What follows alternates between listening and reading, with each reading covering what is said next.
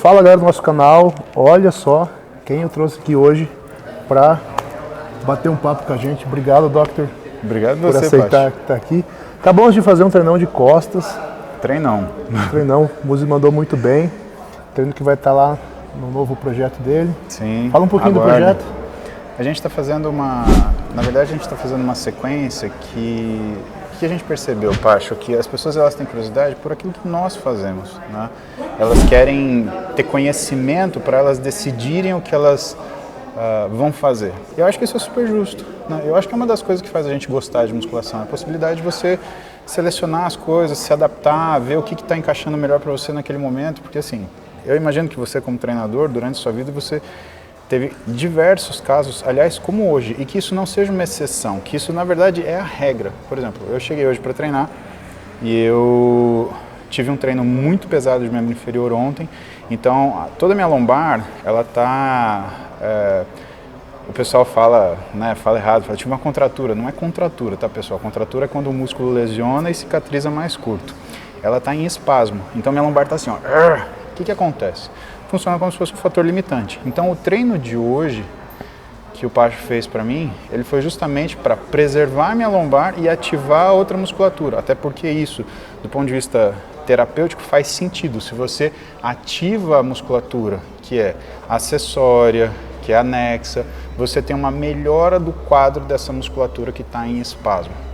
O que faz também cair por terra aquele mito do pessoal assim, que tem uma lesãozinha, não vou treinar, sei lá, bateu o dedão do pé, né? Não estou treinando nada, faz 6 semanas, mas você bateu o pé, você bateu o peito, o ombro, o bíceps, o tríceps, a dorsal. E nesse ajuste, a gente ganha as duas coisas. Então eu tenho certeza que, por exemplo, eu pro final do dia eu vou ficar melhor, ou eu já estou melhor, já estou com mais mobilidade, não estava conseguindo, do jeito que a gente chegou, eu estava andando esquisito. Abaixou para pegar a garrafa e estava assim. Abaixando, pensando assim, agora eu já estou conseguindo levantar sozinho, eu estou andando sem mancar, né? E a tendência é que ao longo do dia isso melhore, e claro, ao longo da semana que eu continue treinando. E que eu acho que isso é uma coisa do dia a dia, porque eu acho que é muito frequente você pegar um aluno para treinar e que naquele dia ou ele teve uma noite ruim, ou então ele treinou alguma coisa no dia anterior que acabou pegando a mais onde não deveria, ou então ele fez um esporte, por exemplo, né? Então ele fez hoje que é comum, beach tênis, né? Uma arte marcial, e ele chega para você numa condição de 70%, né? E aí a gente tem que fazer o quê? Treinar 100% de 70%. Porque até você treinar 80% de 100, tudo bem, mas você tem 70, você tem que fazer esse ajuste. Aí, assim, para mim foi um super sucesso. Baita treino, né? Coloquei mais carga do que eu estou habituado a treinar, que é uma das coisas que a gente fala de efeito treinador, porque você tem segurança, né? Então você tem mais coragem de encarar aquela série maior, você sabe que tem alguém responsável para te ajudar. E eu acho que também tem o efeito de você estar tendo o seu direcionamento, né, feito por uma pessoa que não você, porque a gente rouba, né? A gente, nossa, cansei, eu acho que eu tenho que parar porque eu acho que já deu, né? Mas quem melhor faz essa avaliação é o treinador, e eu vou justificar para vocês, porque durante o treino, o que o treinador ele olha? Não é só a sua execução, é o que é a eficiência da sua execução. Então, ele percebe, por exemplo, quando você tem drops de performance que justifica, por exemplo, ou você mudar o treino, mudar o exercício, porque você já esgotou naquela biomecânica, ou então, às vezes, né, ou mais frequentemente, ele percebe que existe ainda uma eficiência e que por mais que o aluno ele tenha a percepção da fadiga e a vontade, entre aspas, de falhar, porque ele quer desistir, né? E o treinador percebe que não, que o desempenho está bom. Então o treinador ele percebe isso e fala, não, vamos mais uma, vamos mais duas.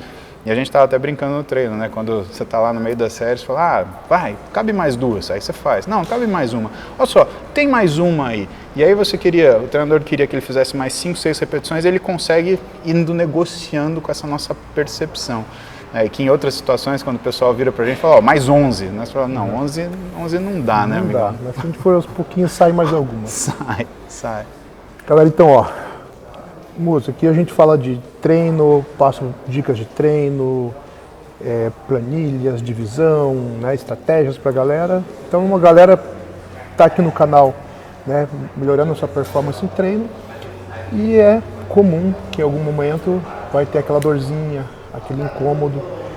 Então, o que eu gostaria que você trouxesse para o pessoal, para ajudar esse cara que está com aquela dor no ombro, o que ele poderia estar fazendo em relação a treino, né, cuidados com o que está fazendo, medicação, manipulado, ou teve uma lesão mais séria, uma cirurgia, a gente, né, você me passou um combo para me ajudar depois do meu acidente. Sim. Então trazer essa informação para o pessoal aí poder voltar o quanto antes, treinar bem. Então vamos falar essa área da ortopedia, né, que é uma área de recuperação, é uma área de cicatrização. Então, pessoal, entendam. A gente tem uma expressão que é: aquilo que vive estático recupera com imobilização. Você quebrou um osso, vai colocar uma imobilização, aquilo tem que ficar imobilizado. Só que aquilo que vive se movimentando recupera em movimento. Então, quando você faz uma cirurgia que atinge uma articulação, ou então uma cirurgia de tendão, existe, claro, os primeiros dias de recuperação, porque aí você tem um aumento do risco de sangramento. Então, acabou de fazer uma cirurgia de bíceps, por exemplo, por que você não pode ir na academia imediatamente? Não é porque vai estourar aquilo lá, é porque você tem uma questão fisiológica do local, que você tem um risco de sangramento aumentado. E se você tem esse sangramento, você prolonga o período inflamatório. Se você prolongar o período inflamatório, é mais dor, é mais dificuldade de voltar ao exercício. Então a gente tem um período crítico de inflamação e sangramento que vai de 7 a 10 dias depois do procedimento cirúrgico. Agora, se o teu caso não é cirúrgico, nada, não operou nada, mas, por exemplo, você fez uma lesão na lombar, você fez uma distensão. Uma dúvida, doutor. Esse cara que machucou o bíceps, está lá ainda nesses 7, 10 dias imobilizado, tá? Treinar o lado oposto. Então, aí você está falando de estímulo cruzado, né? É muito importante você ter lembrado isso, porque a gente divide a recuperação entre estímulos físicos, a gente fala de alimentação e suplementação e a gente fala de farmacoterapia, né? O treino cruzado, que você lembrou muito bem, ele está entre os estímulos físicos ou meios físicos de analgesia e cicatrização. Então vem, né? Você tem o estímulo cruzado, você tem a eletroestimulação, você tem câmera hiperbárica. Então tem recursos que a gente faz, né? E não precisa ser só cirurgia, sabe, Pacho? Pode ser um paciente que teve uma lesão na lombar, né? Fez aquela distensão na lombar chata, você fala, pô, fiz uma lesão de ligamento ilio-lombar. Cara, são 8 semanas para cicatrizar. Isso quer dizer que você vai ficar sentindo dor 8 semanas, né? Tem que lembrar que, por exemplo, não tome anti-inflamatório por conta própria. O anti-inflamatório, principalmente no uso agudo, nas primeiras 48, 72 horas, ele atrasa a cicatrização. Então a gente usa analgésico, que é diferente. Na dúvida, cara, vai no médico, né, para ele te orientar, ele te prescrever um analgésico potente para te deixar confortável e favorecer isso, né?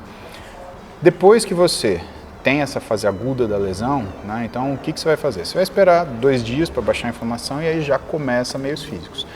Hiperbárica é um pouco mais difícil, não é todo lugar que tem, né, tem um custo para você fazer essa câmera hiperbárica, mas o treinamento cruzado ele é muito eficiente, né? O que a literatura fala, né? Que quando você faz o estímulo, por exemplo, com o braço direito, se você tem o esquerdo lesionado, o córtex motor ele trabalha a musculatura pendicular. Então você mexe um bíceps, um lado do corpo, ele mantém o estímulo para o outro lado. Então não é que você ganhe massa muscular do outro lado, mas você diminui o nível de perda, né? Quando eu operei esse bíceps, eu rompi o peito e o bíceps, né?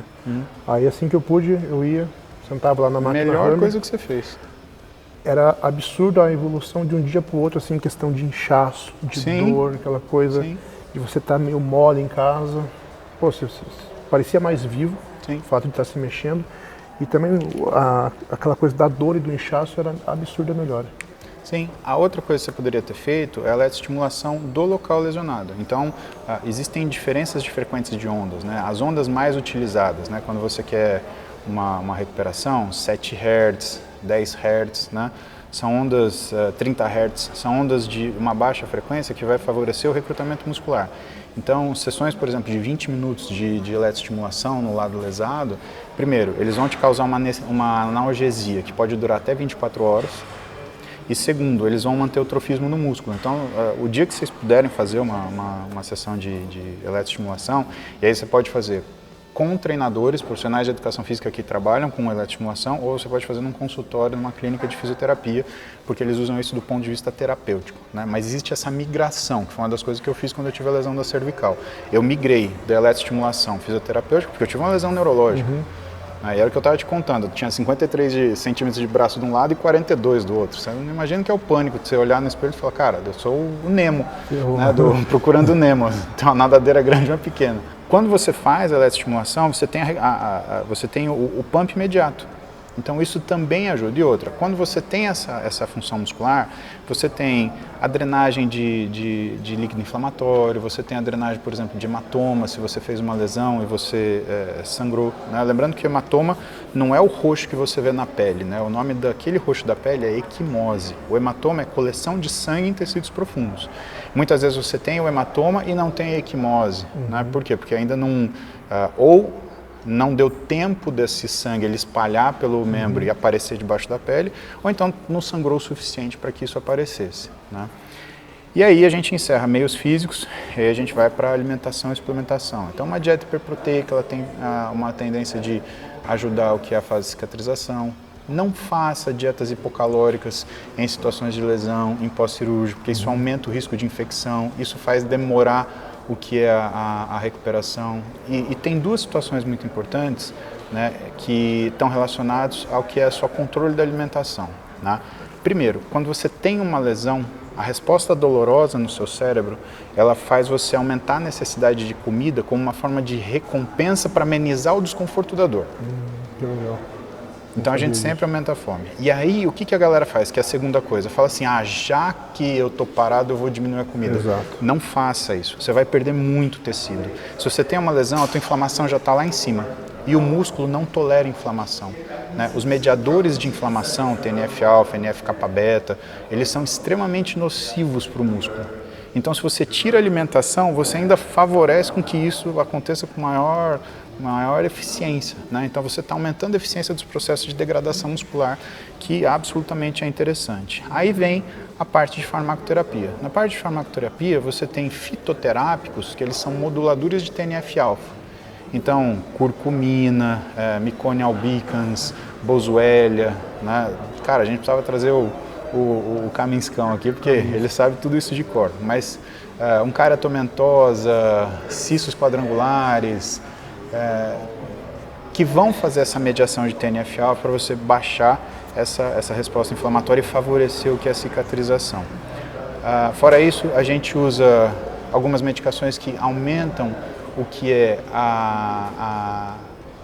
o recrutamento vascular periférico, né? Então é como se você abrisse os capilares. Né? É importante que algumas medicações elas fazem isso eficientemente e algumas medicações que têm essa capacidade, elas fazem uma outra coisa muito interessante, elas impedem a fibrose do músculo, né? Elas impedem que haja remodelamento. Né? Se lesiona uma fibra muscular, né? Aquilo volta a ser músculo 100%? Não, aquilo faz uma baita cicatriz no meio do músculo, que é um tecido de colágeno lá dentro que faz com que o músculo, inclusive, ele perca a capacidade dele de trabalho, porque ele perde flexibilidade, ele perde força, portanto. Né?